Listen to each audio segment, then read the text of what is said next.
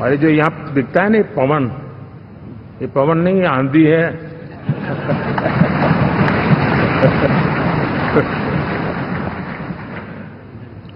आंध्र ने